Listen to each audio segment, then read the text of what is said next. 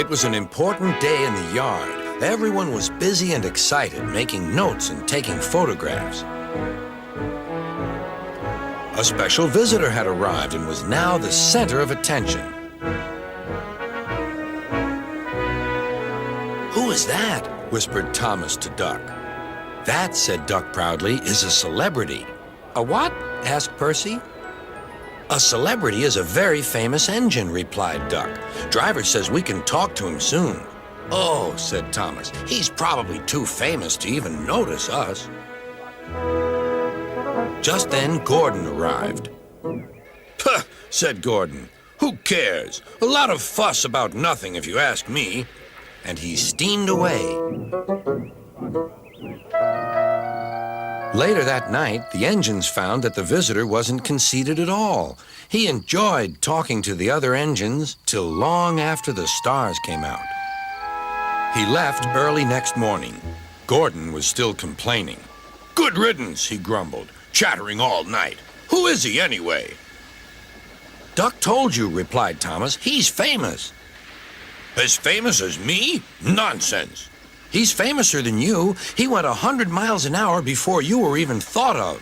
"Huh, so he says," huffed Gordon, "but I didn't like his looks. He's got no dome. Never trust domeless engines. They're not respectable.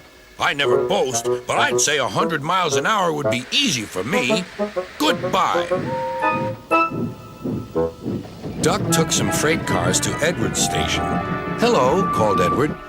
"That famous engine came through this morning. He whistled to me. Wasn't he kind?" "He's the finest engine in the world," replied Duck. Then he told Edward what Gordon had said. "Take no notice," soothed Edward. "He's just jealous. He thinks no engine should be famous but him. Look, he's coming now." Gordon was running very fast. His wheels pounded the rails. "He did it, I'll do it. He did it, I'll do it." Gordon's train rocketed past and was gone. "He'll knock himself to bits," chuckled Duck.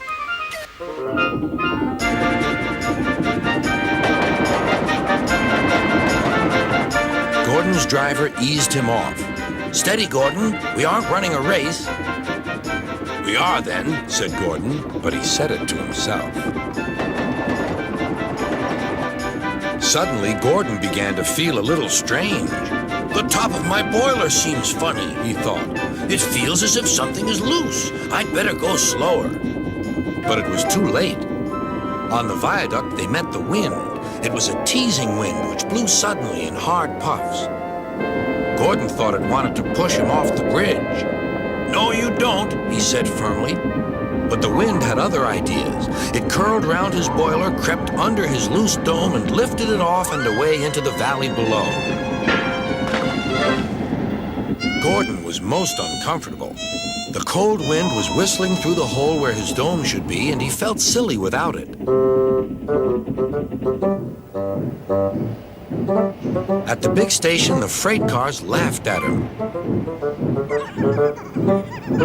Gordon tried to wheesh them away, but they crowded round no matter what he did. On the way back to the shed, he wanted his driver to stop and fetch his dome. "We'll never find it now," said the driver. "You'll have to go to the works for a new one." Gordon was very cross.